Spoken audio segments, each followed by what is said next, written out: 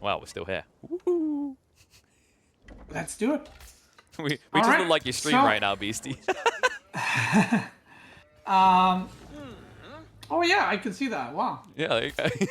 Hello everyone. So yeah, this is a map where, like I said, HRE is the most big civ.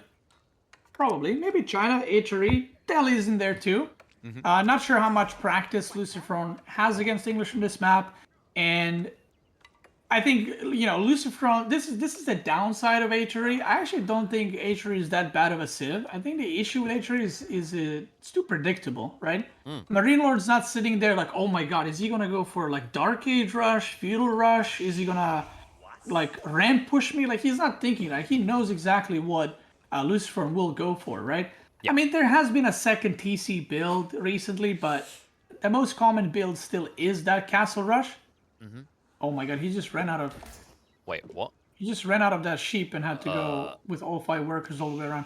Anyway, it's a small thing, but... So MarineLorD knows like what to expect. He knows what unit comp to expect. And like I said, English is more... It's going through some changes, right? It has different unit comps. It can be aggressive. It can go for second TC. It can go for castle. And it's better in the late game. So... I feel like the book is kind of wide open for MarineLorD, and he has a lot of recipes to pick from, while LucifroN can only make scrambled eggs, and that's about it. Yeah, he's basically on microwavable meals, right? Like you open the freezer, and right, you're like, right. woohoo, lasagna for the rest of the month.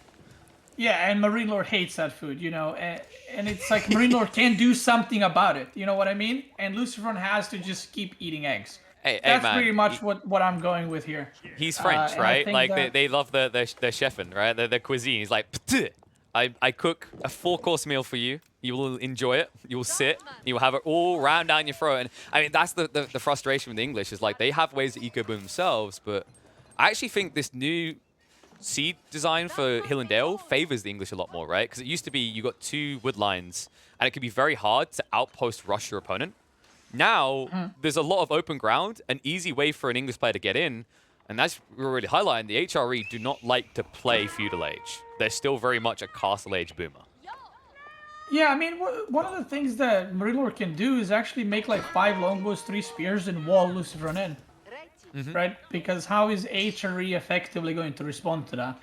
Now, even if he responds, it's going to cost him so much time, so many resources that the castle has been delayed already. So it kind of already did the job it needs to do.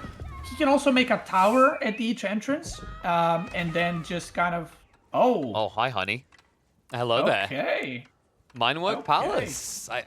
I understand why, actually. Like, if you look, the Ark and Chapel option isn't that good, right? Like, you can't get the fat wood line and the gold.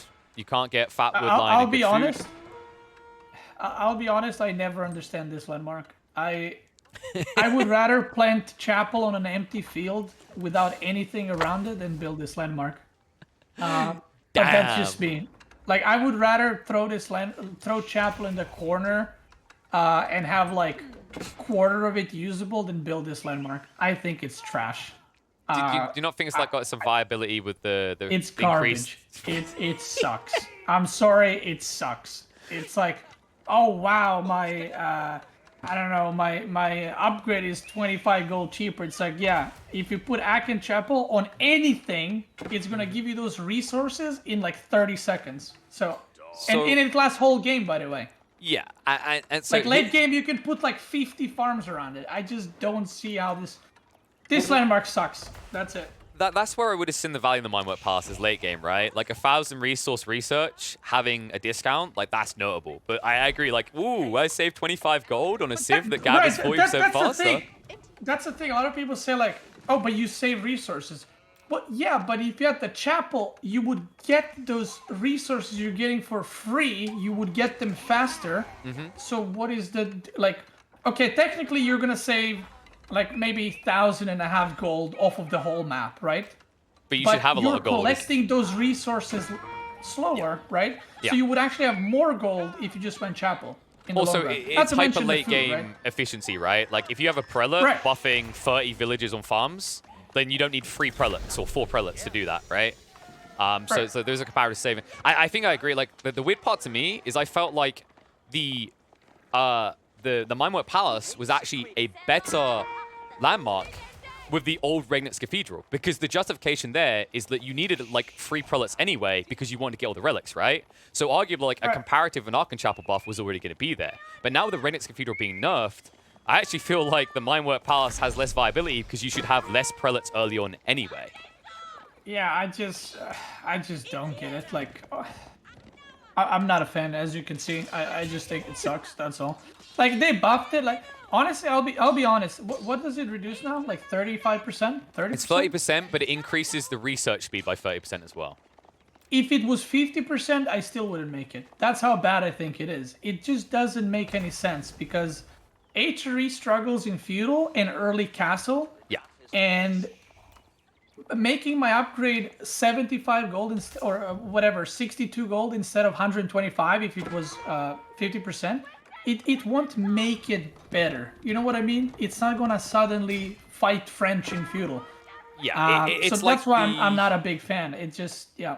There's a weird balance in it that like, oh yeah, the whole idea of getting the researchers faster is nice, but like, can you afford them if you have that inefficiency due to no Archon?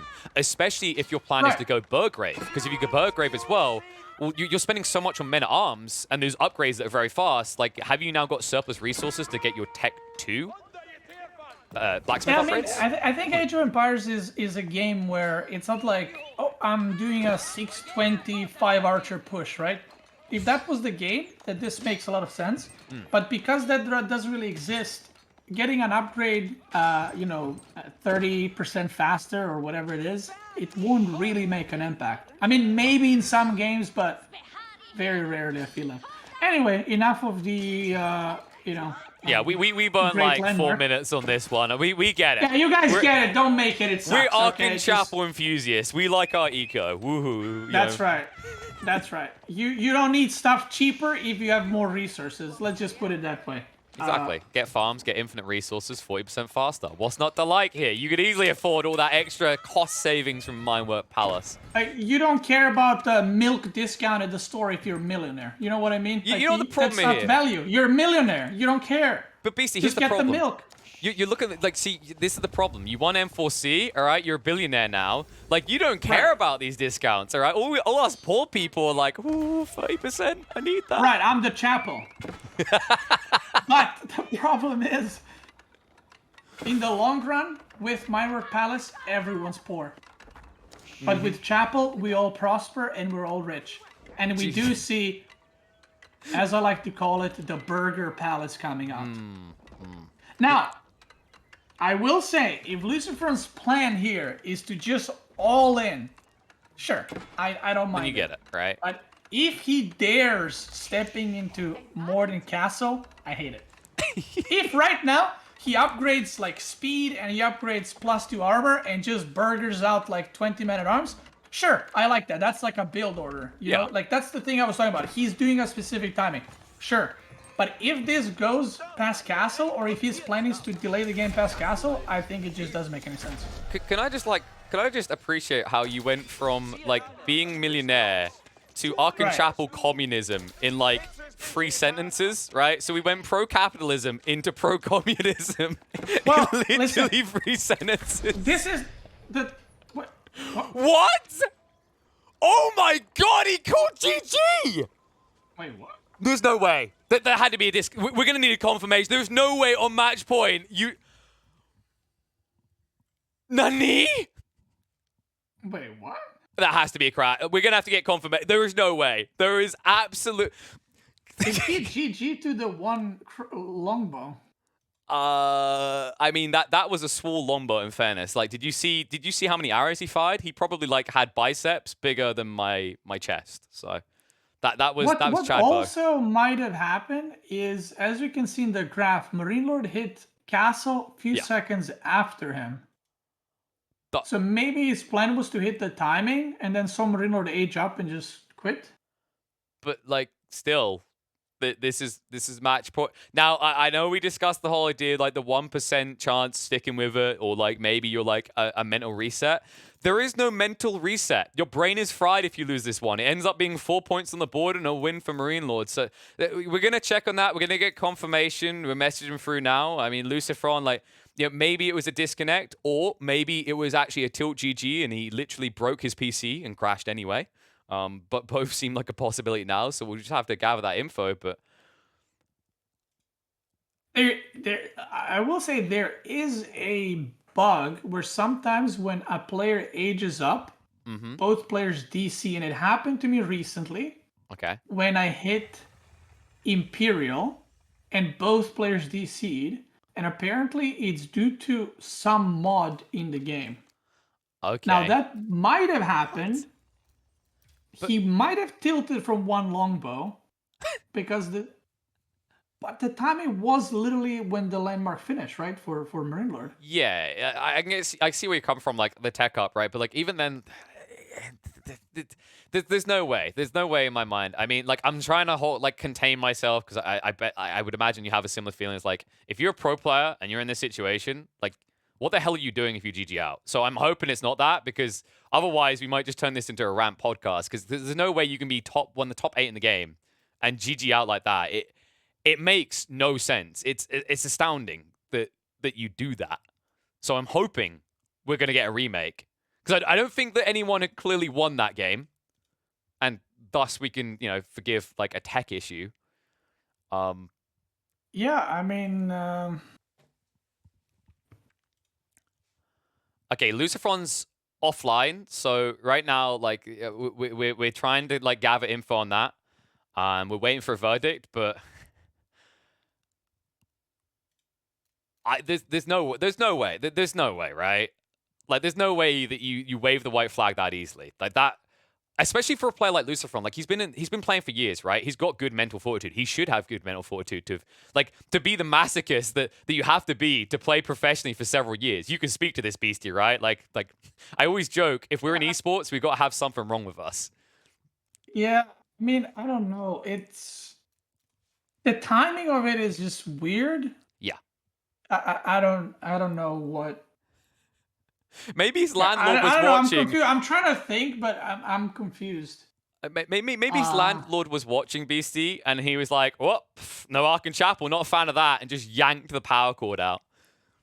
The good thing is, if it is a remake, I'll get to talk about Mindwork Palace for 6 minutes again. How he gets to fix his mistake, right? You just message in between games. Before you start this one, by the way, don't build a Mindwork Palace. Yeah, I'm like, dude, just don't. Just go for something else. Wow, I mean that. Yeah, it's hard to speak about until we have confirmation. I mean, realistically in this situation, like if we play it out in our mind, there was recovery points, right? I mean, he lost a villager, maybe two. Yeah. To the longbow, right? That was frustrating. Okay, I get it. And I'm a perfectionist, but even I wouldn't have GG'd out at that point. Right. Maybe his plan definitely, I think, was to just all in with Burger Palace and Minework, right? To get upgrades. Maybe he saw MarineLorD age up to castle and just like, oh, I'm dead, because if I make men-at-arms, he's gonna upgrade longbows and I'm dead. Okay. But I still think you play it, right? I mean, that's been the story of this series. Like with LucifroN multiple times, you still think he plays it. But folks, we've got confirmation. LucifroN's resigned. MarineLorD takes at 4-1, and an anticlimactic end to a series, and not really the first game where we felt that he GG'd out too early, but definitely the earliest for that, I'd say. This is a bit of a shame. I'm not going to lie. I mean, I don't know about you, Beastie. I kind of expected more. I didn't expect I can only assume this is tilt, maybe, to an extent. I'm not sure, but like the first game, I thought that he definitely had an edge, right? The second game he won, so the games looked super close.